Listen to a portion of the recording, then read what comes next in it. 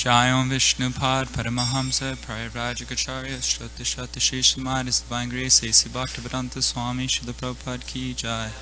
Jayam Vishnupad Paramahamsa Parivrajakacharya Shruti Shruti Shishimad His Divine Grace Srila Bhakti Siddhanta Saraswati Goswami Maharaj Prabhupada Ki Jai. Anantakoti Vaishnava Vrinda Ki Jai. ISKCON BBT Founder Acharya Srila Prabhupada Ki Jai. All glories to the Sama devotees. Gaura Premanande Haribo.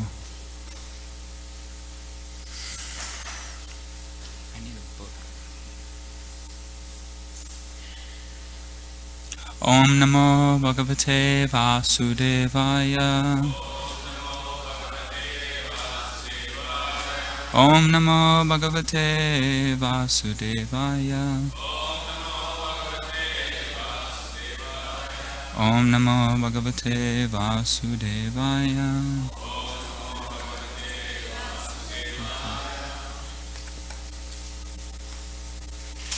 So reading from 10th Canto, Chapter 13, Text 11.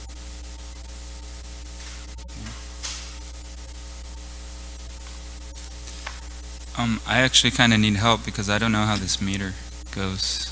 Maybe someone can do it.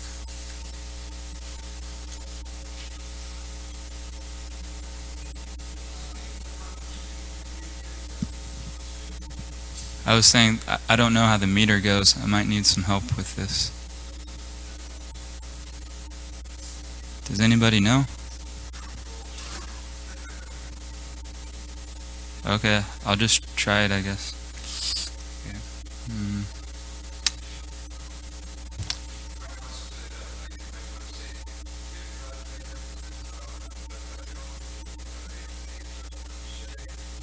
Okay. Vibradvinam jatara patayo shringa vetra chachakshe vame panau masrina kabalam tat palan angulashu tishta madesa swaparishudro hasayanarm biswahai swarge loke mishati buje bubuje yagya bujbale kali. That sounded okay. Vibradvinam jatar Patayo Shringa Vetra Chachakshe Vame Panam Masrina Kabalam Tat Palanyang Gulishu Tishtam Madesa Parishudro Hasayan Narma Biswahi Swarge Loke Mishati Bubeje Yagya Buj Bale Kalihi. Please chant.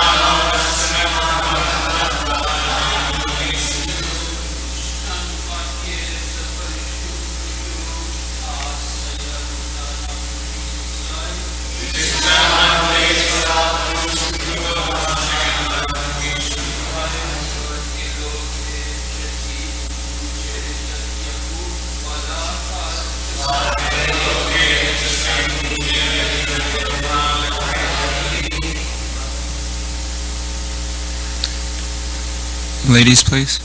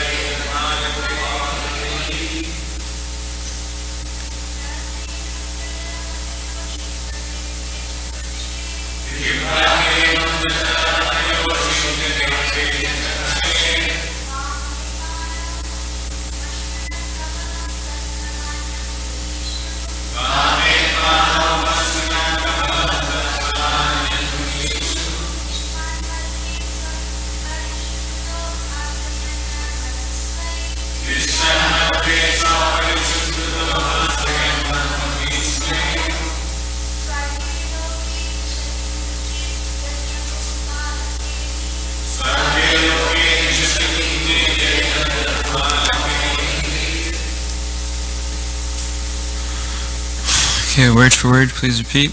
Biprat Venam, keeping the flute. Chatara Patayo, between the tight clothing and the abdomen. Shringa Vetre, both the horn bugle and the cow driving stick. Cha, also. Chakshe, on the waist. Vame, on the left hand side. Pa now, taking in hand. Masrina Kabalam, very nice food prepared with rice and first class curd. Tat Palani, suitable pieces of fruit like bale. Angulishu, between the fingers. Tishtan, staying in this way. Madhye, in the middle. Swapari Suradaha, his own personal associates. Hasayan, making them laugh. Narbahi, with joking words. Swai, his own. Swarga Loke Mishiti, while the inhabitants of the heavenly planets, Swarga Loka, were watching this wonderful scene. Bubuje, Krishna enjoyed. Yagya Buk Bale Kalihi, although he accepts offerings in yagya, for the sake of childhood pastimes, he was enjoying foodstuffs very jubilantly with his cowherd boyfriend. Translation: Krishna is Yagyabhuk, that is, he eats only offerings of yagya, but to exhibit his childhood pastimes, he now sat with his flute tucked between his waist and his tight cloth on his right side, and with his horn bugle and cow driving stick on his left, holding in his hand a very nice preparation of yogurt and rice, with pieces of suitable fruit between his fingers. He sat like the whorl of a lotus flower, looking forward toward all his friends, personally joking with them and creating jubilant laughter among them as he ate. At that time the denizens of heaven were watching, struck with wonder at how the personality of Godhead, who eats only in yagya, was now eating with his friends in the forest. Purport by Srila Prabhupada. When Krishna was eating with his cowherd boyfriends, a certain bumblebee came there to take part in the eating. Thus Krishna joked, "Why have you come to disturb my Brahmana friend Madhu Mangal? You want to kill a Brahmana, this is not good." All the friends would laugh and enjoy, speaking such joking words while eating. Thus the inhabitants of the heavenly planets were astonished at how the Supreme Personality of Godhead, who eats only when yajna is offered, was now eating like an ordinary child with his friends in the forest. Om Agyantimayandasya Gyananjana Shlakoya Chakshu Unmilitam Mena Tasma Shri Gurave Namaha. Namo Vishnu Braya Krishna Prastaya Bhutale Srimate Bhaktivedanta Swaminiti Namane. Namaste Saraswati Deve Gauravani Pracharane Nivasesa Shunyavadi Pashtatari Shatarane. Jai Shri Krishna Chaitanya Prabhu Nityananda Shri Advaita Gadadhar Shri Vasadi Gaura Bhaktivinoda. Hare Krishna Krishna Krishna Hare Hare Hare Rama Rama Rama Hare Hare. Thank you for allowing me to speak today. And I seek all the blessings of all the Vaishnavas so I can say something worthwhile. So devotional service is categorized into 9 different processes, of which hearing and chanting are considered the 2 most essential. And from proper Shravanam Kirtanam, hearing and chanting, we naturally come to the process of remembering. And remembering Krishna constantly is very important. There's a purport in the 4th canto where Prabhupada says something along the lines that real devotional service is directly hearing the pastimes of Krishna, whereas the philosophy is meant to help us become detached from this material world, so we can properly hear the pastimes of Krishna properly with a pure heart. And with the pure heart hearing these pastimes, we can actually understand what's really going on. So therefore the Srimad Bhagavatam is given in such a way that if we read it systematically from the 1st canto onwards, by the time we get to the 10th canto of the Samambonam, we can really relish the pastimes. And we can see that Prabhupada established before every Srimad Bhagavatam class, whether it was from the 1st canto talking about creation, or 3rd canto of Sankhya philosophy, etc., he incorporated this bhajan by Bhaktivinoda Thakur, where before every single class we sing Jaya Radha Madhava. This is because this is actually the essence, the goal of our devotional service, is to be completely absorbed in Vrindavan Leela, where we sing Jaya Radha Madhava, where Krishna is enjoying with Srimati Radharani. He's having pastimes with the gopis, he's lifting Govardhan Hill, he's enjoying loving relationships with Nanda Maharaj and Mother Yashoda, and he's having fun on the banks of the Yamuna river with his cowherd boyfriends. So the Acharyas give stress in remembering Krishna at every moment. And Srila Rupa Goswami in his Nectar of Instruction gives the essence of all advice, that one should utilize one's time 24 hours a day in nicely hearing, chanting, and remembering Krishna's name, form, pastimes, etc. And Bhishma Dev on the bed of arrows on the battle of Kurukshetra, he's giving stress of thinking and remembering Krishna's form at the time of death. And of course, Prabhupada, throughout all his books and his purports, he is repeatedly stressing this point of constantly remembering Krishna always. So we can see that the great devotees are actually just repeating the words of Krishna, because Krishna himself says in the Bhagavad Gita, Manmana bhavamad bhakto madhyaji mam namaskuru. So always think of me, to remember me, become my devotee. And this way you can always come to me without fail. I promise you this, because you're my very dear friend. So we can see that when something is repeatedly stressed at least 3 times, it's to give special importance or emphasis on that specific subject. In the Chaitanya Charitamrita, Lord Chaitanya, who's the most recent incarnation of Krishna in this world, he's predicted in the Vedas. He came a little over 500 years ago on a mission to deliver the conditioned souls from this material world. There's a pastime where he converts a Mayavadi sannyasi, Prakashananda Saraswati, into a great Vaishnava saint. And in his conversation he says that in order to convince me about this essential fact of Vedic knowledge, my spiritual master has taught me, Harinama, Harinama, Harinama eva kevalam, kalo naste vinaste vinaste vigatyanyata, that in this age of Kali, this age of quarrel and hypocrisy, there is no other way of transcendental self-realization other than chanting these holy names of Krishna. And he stresses 3 times, there's no other way, there's no other way, there's no other way. So this chanting and remembering Krishna is repeatedly stressed. And why is it repeatedly stressed? Obviously because it's very important. And why is it important? Because we can see in this verse that the cowherd boys, as well as all the residents of Vrindavan, are 100% completely absorbed in loving devotion to Krishna. Chaitanya Mahaprabhu in his Shishashtakam, he prays in the mood of the gopis, Yugayatam nameshena chakshusha pravishayatam shunyayatam jagat sarvam govinda virahename. He prays that, O Govinda, feeling your separation, I am considering a moment to be like 12 years or more. Tears are flowing from my eyes like torrents of rain. I am feeling all vacant in this world in your absence.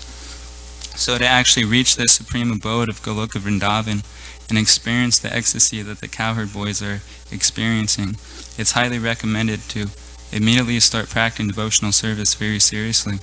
So in the 1970s, the parents of some devotees were hiring these crazy people to come and try to deprogram the devotees. The devotees were accused of brainwashing people.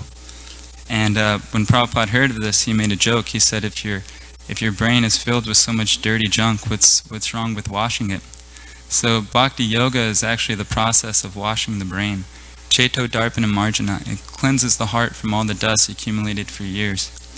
So bhakti yoga is actually the real deprogramming.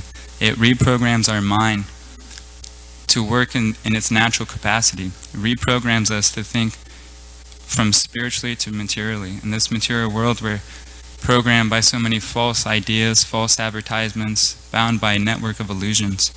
So bhakti yoga is the scientific process to reprogram our mind. Right now we have, in the conditioned state, we have spiritual amnesia. We forget our true position as spiritual souls. And we start identifying ourselves as something we're not. We identify ourselves with our body, mind, intelligence, and ego, forgetting that we're actually eternally humble servants of the Lord and His devotees. So devotional service is actually beyond this material world. It comes straight from the spiritual world. Narottam Das Thakur sings Golokera Premadana Harinam Sankirtana, that this Hare Krishna Mahamantra is directly coming from the spiritual world, Goloka Vrindavan, descending into this world to enlighten humanity at large.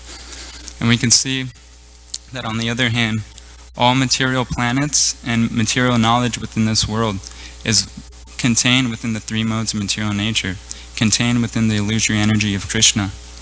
And all philosophy and science in this world is within that illusory energy, created by conditioned souls. People who are infected with the four material defects. They have imperfect senses. They're bound by so many illusions. They have the tendency to commit mistakes and the tendency to cheat others. And in one purport, Prabhupada says that materialistic people don't know anything beyond their material experiences. And therefore they're completely controlled by their uncontrolled mind and senses. So thus we can logically conclude that people who are covered by the illusory energy of Maya cannot give perfect knowledge. And by ourselves, we cannot understand God or transcendence through our limited mind and intelligence or our blunt material senses. So therefore, as practicing Vaishnavas, we're accepting knowledge coming from higher authorities, from highly enlightened personalities who are directly guided by the internal energy, directly guided by God Himself, the Supersoul within the heart. And therefore they have perfect senses. They're not bound to commit mistakes. They're not in illusion. And they don't have the tendency to cheat others. Rather, they want to benefit all others. And Lord Krishna, the Supreme Perfected Being, first imparted this knowledge unto the heart of Brahmaji, the first created being within this universe. And he in turn imparted this knowledge to his son and disciple Narada Muni, who is the great pure devotee and transcendental spaceman. He flies all over the universe enlightening others. And Narada Muni imparted this knowledge unto Vyasadeva, the great saint who compiled this Srimad Bhagavatam, this great literature. Srimad Bhagavatam is also called Grantharaj, which means the king of all literature. So it's interesting to see that Vyasadeva, even after compiling great literature like the Mahabharata, Vedanta Sutra, he was still unsatisfied within his heart. And he himself actually concluded that his dissatisfaction was because he didn't specifically point out pure devotional service of the Lord. And sitting in his cottage on the banks of River Sarasvati, he was thinking like this. And his spiritual master, Narada Muni, came on the scene. And understanding Vyasadeva's dissatisfaction, Narada Muni instructed him to write about the pure devotional service of the Lord. And therefore he compiled this Srimad Bhagavatam, of which this 10th canto that we're in is considered the summum bonum, or the ultimate good.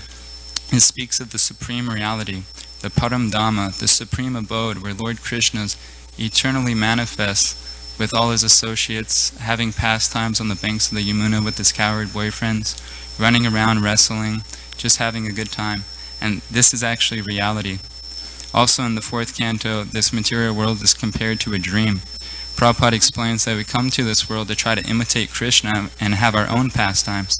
And sometimes we, as little kids, we're running around with our friends, wrestling, running through the forest, imitating the true pastimes of Krishna and the cowherd boys in Vrindavan. Sometimes we play the role as conjugal lovers in this material world. Sometimes we play the role as father and mother. This is actually out of envy of the Supreme Personality of Godhead, because within all these roles we consider ourselves the controllers and enjoyers, not trying to exploit God's creation and God's energy for our own satisfaction. In Bhagavatam, I was explaining that the world's a dream. It's explaining because we believe we're something that we're actually not, and we're seeing the material world in a way, we're actually seeing the material world differently from what it really is. We're seeing the world meant for our own sense satisfaction and our own enjoyment, but actually it's Krishna's energy. It's meant for his service. We're seeing the objects in our possession for our own satisfaction, for us to exploit. Where actually everything is Krishna's energy. It's meant for his service. So we see the world with very limited, relative, and earthly eyes, with the conception of ourselves in the center. But actually Krishna is the center of everything, and he is everything. This whole material world is orchestrated by Krishna. He's within every single atom. And the fact that one cannot see this means he's not seeing reality for what it really is. Just like when we go to sleep at night, our gross body lays there and sleeps. It's put to rest, but our consciousness drifts off into a dream. Now, one night we might be an astronaut flying in space, or the next night we're on a stage, we're in a rock band, or we're being chased by a tiger. But in the morning, we wake up to realize that none of these things were actually real. It was all a hallucination. It was like a temporary experience that didn't have any tangible value. Prabhupada gives the word phantasmagoria. So this process of self-realization in Bhakti Yoga is the process to wake up from this material dream, to return to the spiritual abode with Lord Krishna, where we enjoy with him, and Krishna enjoys us in one of the 5 loving relationships, or 5 rasas. So, in this material world, being like a dream, sometimes we dream that we're a human, sometimes we're a dog, sometimes we're a police officer or a school teacher. But these are all false positions offered by Maya in this material dream. So this Vedic knowledge is actually coming straight from the spiritual world. It has nothing to do with this material world. It descends through parampara into this dreamlike world to wake the conditioned souls up and bring them back to the spiritual reality. And the spiritual reality, or Vaikuntha, Goloka Vrindavan, this is our natural habitat. And Krishna is always in his natural habitat.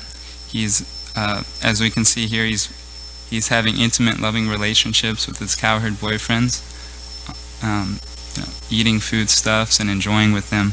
And in this pastime, what happens is Lord Brahma actually comes on the scene, and he sees these activities. He's observing the scene, and he starts having a little bit of doubt whether Krishna is actually the Supreme Personality of Godhead. So he decides to kidnap the cowherd boys to test Krishna to see what his reaction would be. And we can understand that all of Krishna's pastimes are designed in such a way where it gives him the highest pleasure. So, Lord Brahma is actually used as an instrument. He's playing a role in this pastime to just increase Krishna's pleasure. Actually, Lord Brahma is a great devotee. He compiled the Brahma Samhita, which is explaining the spiritual world. And so there's really no question of him making any real offense, stealing the cowherd boys, etc. And even in Lord Chaitanya Mahaprabhu's Leela, Lord Brahma comes down as Haridas Thakur, a great devotee saint, considered the Namacharya, the Acharya of chanting the holy names. And Haridas Thakur was completely absorbed in chanting japa and engaging in devotional service, so much so that at 2 specific times, prostitutes were sent to distract him from his devotional service. The first time, one of the prostitutes came to distract him, and she was trying to convert him into a materialist. So instead of converting him, he converted her into a great saint. She shaved up and just sat down in front of Tulsi and chanted the holy names all day. And the second time, it was actually Maya Devi herself came, the personification of material energy. You can imagine what beauty that might be, and she was bending down before him and doing all these postures and glorifying him in such a way to try to allure him away from his practice. But because he was so full and enriched, absorbed in his Krishna conscious activities, he was not the least distracted. The example is given is when a cup is full of liquid, you can't put any other liquid in it because it's already full. It's reached its full capacity. So to the degree that we're absorbed in our devotional service, to that degree material energy cannot bewilder us. And one time, concerning this point where Brahma came as Haridas Thakur, when I was in Vrindavan, I asked one sannyasi there, Prabhu Ananda Maharaj. He's a really nice devotee. He was raised in Vrindavan. And I asked him, so if Lord Brahma came as Haridas Thakur, does that mean he expanded himself? Or does that mean he left Brahma Loka and came as Haridas Thakur for some time, and then after those pastimes went back to Brahma Loka? And he couldn't give any reference, but he said even if he did leave Brahma Loka, compared to the time on Earth and that planet, it would only mean he left for a split moment, not even a second. So I like that answer. And when I was in Mayapur, I heard a class by Shiva Ram Swami, and he was giving this point of when we're fully absorbed in Krishna, we can actually give Krishna to others. He said that, he quoted some scripture. He said when Madhyama Adhikaris, or people in the medium stage of devotional service, can give Shraddha to others because they have Shraddha. But an Uttama Adhikari can actually give Prema because he has Prema. So if we can't give something that we don't have, it's very logical. If you want to give someone a $100 bill, but all you have is $1, it's not possible. So not only for ourselves should we engage very seriously in sadhana, but we should also do it for the sake of others, so we can give it to others. And Srila Prabhupada is obviously an Uttama Adhikari. Everywhere he went, he turned that place into a tirtha, a holy place. And just simply by chanting in Thompson Square Park in New York, he made so many people devotees, started a worldwide movement. Everywhere he went, he was changing people's hearts. Sanatana Goswami gives the example of alchemy. He says that any amount of bell metal, when you mix it with mercury in the chemical process, it can turn into gold. So similarly, by this process of diksha, or initiation from a bona fide spiritual master, any conditioned soul can actually turn into a Vaishnava and a Brahmana.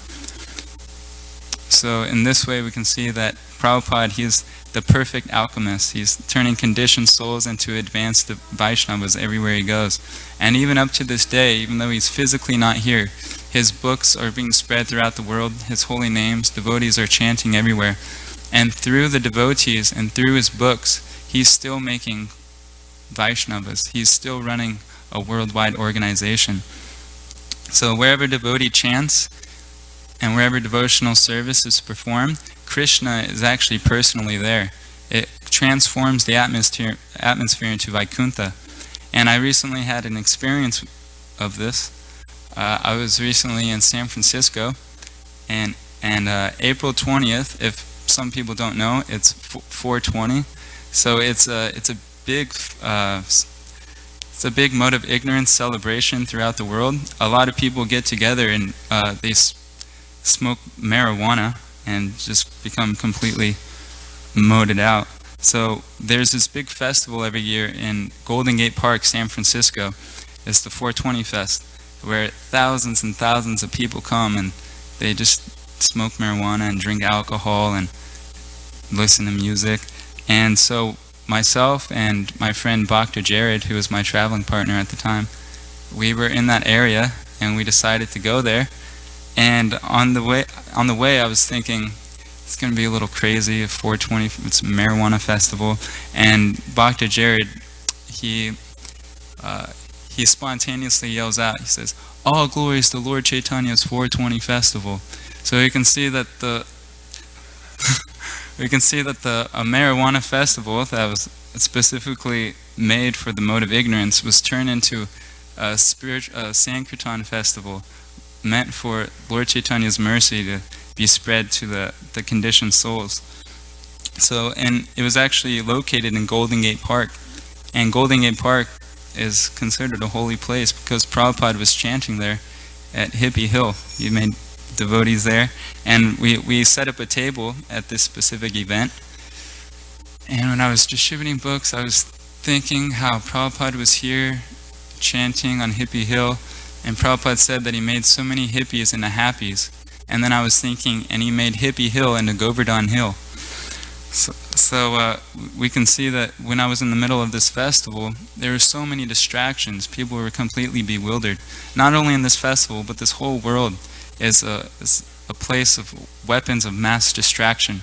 But we're out there giving weapons of mass instruction, to the conditioned souls in the form of Srila Prabhupada's books. We're requesting people to stop drinking whiskey and start reading wisdom. Because whiskey is, metaphorically, is the mode of ignorance. It's poisoning, it causes brain damage, makes people stupid, gives people bad judgment. But wisdom is very enlivening. It enlightens the soul. It's the path of liberation. It gives good judgment. So we can see that Prabhupada is actually giving us true wisdom, the path of realization, or the path of liberation. In Guru Puja we sing every day that he is the ocean of mercy.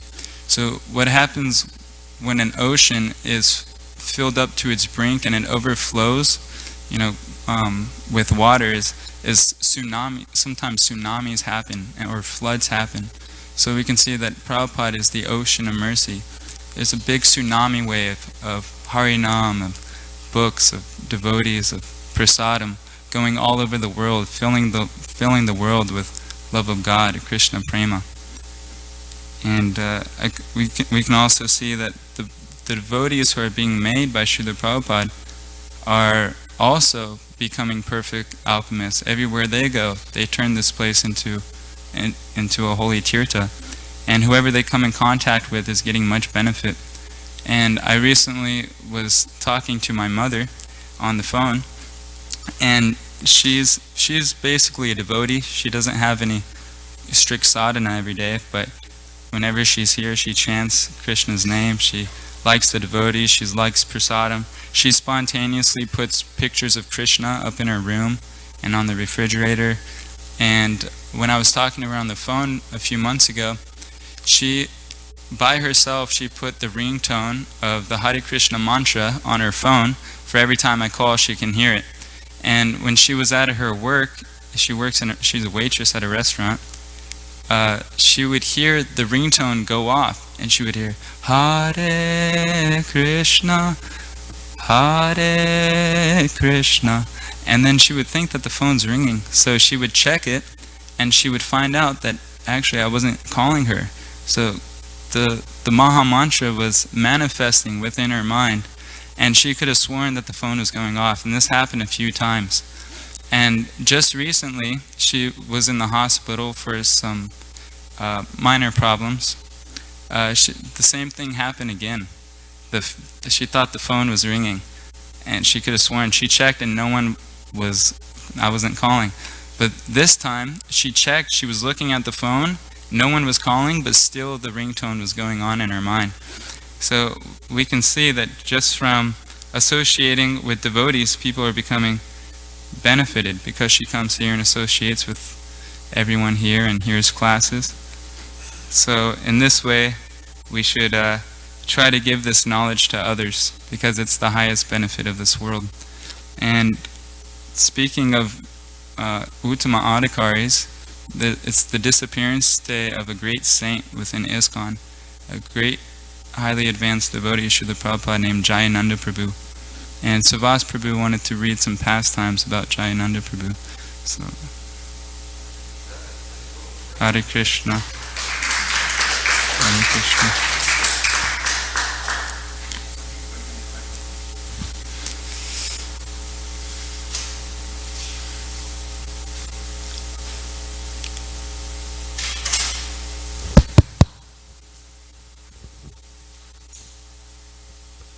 Jai, Ananda Kirtan Prabhu, thank you for a wonderful class. Jai. So we are going to read a few things about Jayananda Prabhu this morning. I'll start it out and Archita Prabhu will finish it up. So I'm just going to read an introduction, Jayananda Prabhu. After the disappearance of Jayananda Das on May 1st, 1977, His Divine Grace Srila Prabhupada instructed devotees all over the world to commemorate the event every year as they would any great Vaishnava's disappearance day. So his beginnings in Krishna consciousness, it was that Jayananda was like an all-American boy. He was real handsome, he was strong, intelligent. He was born like in a middle-class family, and his name was Jim Kaur. He took a degree in mechanical engineering from Ohio State University. He had a background that was really nice in those particular days, in the late 60s, like that. But still, when he met the devotees, he was just a cab driver in San Francisco. And one of the devotees, Karanda, one time asked him, he said, you got this education, you could get a better paying job. Why are you not doing that? And Jayananda's answer was, I didn't fit in with the upper class crowd, he said. So he didn't feel part of that. He was always very introspective. Jayananda felt very empty and unsatisfied within himself in college years. He would often say that he was never happy before joining Krishna consciousness.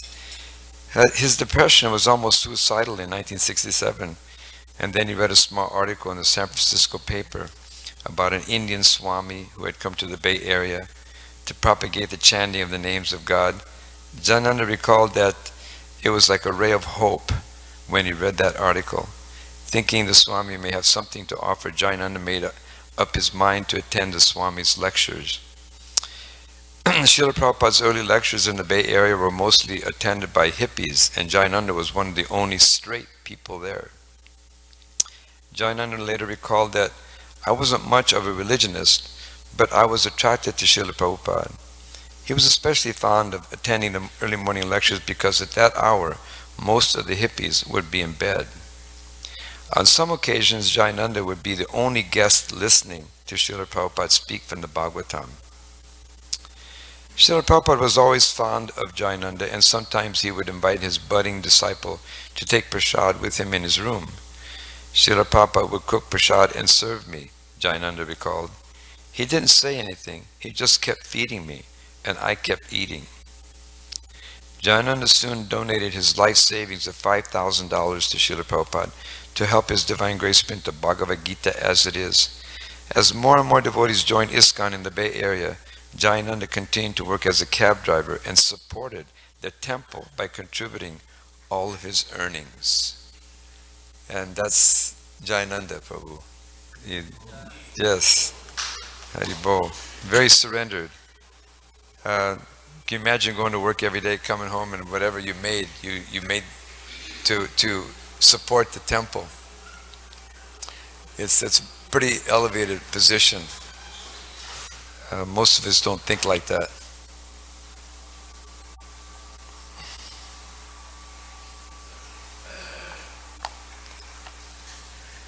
Okay, I'll turn the mic over to Archita Prabhu and he'll read a couple other excerpts. Hare Krishna. It's now 20 after, we know, because that's the time the gates go down. You don't have to look at the clock. So I'm just going to read a few paragraphs and then leave at least a few minutes for those who personally knew Jayananda to say a few words. As Ananda Kirtan Prabhu so nicely pointed out, as preachers we can't give others what we don't have. So I'm going to read some qualities of Jayananda because he had these qualities, he was able to imbue or give these qualities to others. So this paragraph mentions his attachment to chanting. Another example of his attachment to Krishna consciousness is Jayananda's love for Kirtan, chanting. Jayananda was always eager to take the whole temple out in Harinam chanting parties. He had a special attraction for chanting in the streets. Forgive me, the text here is really small, so it's a little difficult. Whether Kirtan was heard in the temple or in the street, Jayananda could always be seen dancing and chanting enthusiastically. That was held. Whether Kirtan was held in the temple or in the street, Jayananda could always be seen dancing and chanting enthusiastically. When he was making when he was making Maharaj Das into a devotee, Jayananda would visit his house and have big kirtans. Even if there was only two of them, they would jump and chant Nitai Gaur Haribo. Also, Karanda recalls how one day, after working very hard for 10 hours straight, Jayananda suddenly announced, "Hey, it's time for the 7 o'clock arti." Everyone else was so tired that arti was the last thing on their minds. But Jayananda quickly jumped into the shower and then bounced down in the temple room for the arti. And then Jayananda was very much attached to preaching. And this is a preaching movement, so he obviously got that from Prabhupada and he tried to give it to others. Of all the processes of Krishna consciousness, Jayananda was most attached to preaching. Whether it was during the Sunday feast, while making incense runs, or while building Rath Yatra carts, Jayananda was always trying to find some person with whom he could share the ecstasy in Krishna consciousness. His preaching was very simple and easy to listen to. Quote, "We just have to keep chanting and have faith in the name." End of quote. We just have to chant and take prasadam. Srila Prabhupada is so kind to give us such a simple process. So this was Jayananda. He embodied these qualities and therefore he was able to give them to others. Yes? Can I say something really quick also? There was a devotee named Keshava. He used to live here, and he was a big devotee, a strong devotee. And he used to wrestle all the devotees and beat all of them. He said the only two devotees he couldn't beat in wrestling was Vishnu John Swami and Jayananda. He said Jayananda was like a bull. He was very strong and stout. And Jayananda would sometimes work so hard all day long. Sometimes he would actually miss sleeping because he was working so hard. And he would come to Bhagavatam class when Prabhupada would visit the temple. And during Bhagavatam class, he was seeing kind of nodding out, falling asleep because he was working so hard. And the sannyasis in the front row would nudge Jayananda to try to wake him up. And Prabhupada said, "Don't bother him. He's working harder than all of you combined." So that was Jayananda. He's a hard worker. Thank you. Just on that same line, once, I think this was in Prabhupada's quarters, same thing was happening. Jayananda was falling. He had come in late and he was in the back and he was falling asleep. And somebody was trying to wake him up and Prabhupada said, "Okay, Jayananda, what did I say?" And he opened his eyes and said exactly what Prabhupada said. So even though it looked like he was falling asleep, he actually heard everything that Prabhupada was saying. Surya wants to say something. I met Jayananda in 1973 in interesting circumstances. We were with the Seattle Traveling Sankirtan Party, and we were young devotees, new devotees. And we came to San Francisco to Valencia Street. There were about 50 or 100 devotees there at Valencia at that time. It was a big temple. And we had heard that the president was Jayananda, and all these wonderful things about how he had donated already for Prabhupada's Krishna book or Bhagavad Gita, all of his pay. So we were sitting for breakfast after class, and they served out, this devotee came around and served everybody, what do you call, wax paper, and you got your 8 chickpeas and your little piece of ginger and one slab of sabji and a little bit of rice, whatever it was. So I asked our senior man on the party, where's this Jayananda? Where's Jayananda? Who's Jayananda? And he said, oh, he was the one who was serving all the devotees breakfast as president of the temple, and he was running around serving all the devotees the breakfast.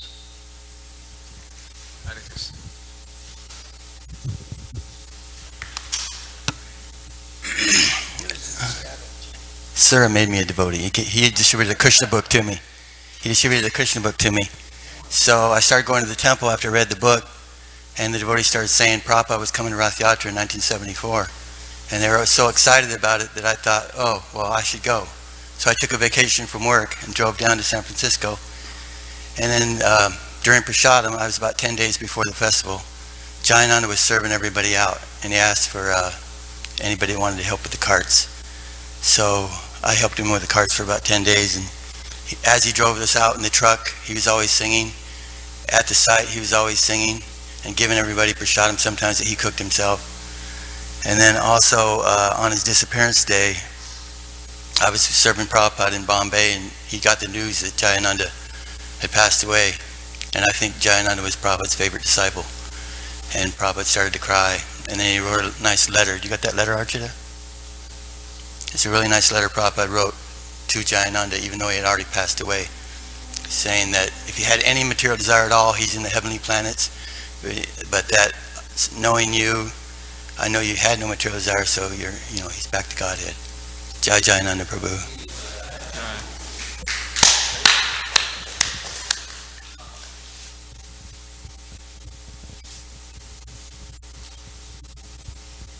I was in San Francisco, and I joined in San Francisco, and Jayananda was there.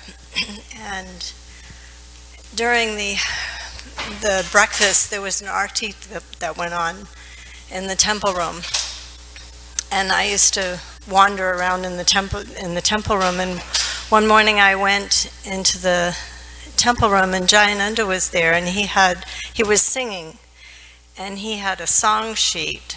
And nobody had anything written down at that time, any songs or anything about, there were no song books. And so I went, and I was a new devotee, I didn't know rules and things like that. So I went and I stood next to him. And he moved the sheet over the song sheet over so that I could see. And he put his finger under the words and the lines, and we sang the songs together. He showed me, I could hear what he was saying. And another time, there was a Lord Chaitanya festival in Santa Cruz that was going to happen. And some of the devotees went into the garage because we were going to decide who was going to go. And then we had that, the bread truck. It was like Subhudi's truck that it was painted on the side with Lord Chaitanya, and so some of the devotees were standing around, and they said, well, this one should go, this one, and then Jayananda pointed at me, and he said, she should go. He said, it'll be good for her spiritual life. And I thought, oh, that's so cool. I didn't even know I had a spiritual life. It was And another time, this is a story that I've heard of Jayananda, that he didn't spend any money or take any Lakshmi for himself. And he had some clothes that were ripped and torn, and some of the tears and rips were in inappropriate places. And so they said, Jayananda, you have to go get some pants. You've got to go and get some new pants. And so he no, I don't want to do that. That's Krishna's money. I'm not going to spend my money and Krishna's money like that. And so, no, you have to do that. And so he went to Goodwill, and he found another pair of pants, and he put the new pants on over the other pants, and he thought, I'm not going to spend Krishna's money. So he walked out of the store with the pants on. And he got arrested for shoplifting. So he went to court. He had to go to court. And the judge was like, well, you had money in your pocket. Why didn't you spend the money on the pants? And even the pants that he got had holes in them, but the holes covered up weren't in the same place as the other holes, so they were a better coverage than the ones that he had. And so he told the judge, "This money belongs to God, and I didn't want to spend it for myself." And the judge threw the case out, and he said, "This man is a saint, give him the pants." And this is just a personal observation that I had about Jayananda. Sometimes we have feelings about, how great devotees are, and I thought that way about Jayananda. But when the new songbook came out, the Bhaktivinoda Thakur songbook, the long one that opened, that was kind of configured like that, there was a picture of the 6 Goswamis in that book. It's an old print of Vrindavan print of the 6 Goswamis, and it was in black and white. And Rupa Goswami, he stands in such a way, and his head, his face, was shaped like Jayananda's.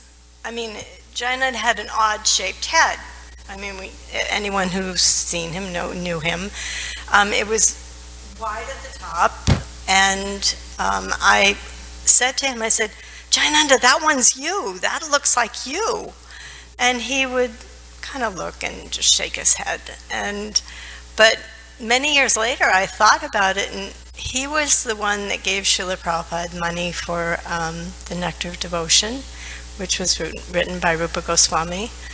And I always felt that there was some kind of connection between Jayananda and Rupa Goswami because of his activities, what he did,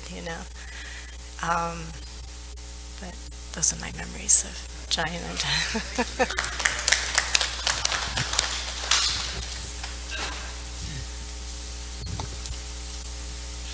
In connection to that story, I've been listening to Prabhupada's tapes, and I can see the appreciation that Srila Prabhupada had for Jayananda Prabhu. I could hear from the environment, many devotees were there, and Prabhupada mentioned, he said, Arjanananda, he looks just like Chaitanya Mahaprabhu. And everybody goes, "Ah, Haribo." He's very tall, he's very strong. And everybody was so happy to hear that from Prabhupada. And you can hear from the tone that Prabhupada put in that he was very happy to say that. Haribo, Jayananda Prabhu ki, Haribo. Hare Krishna. Thank you. Haribo. Glories to Jayananda Prabhu.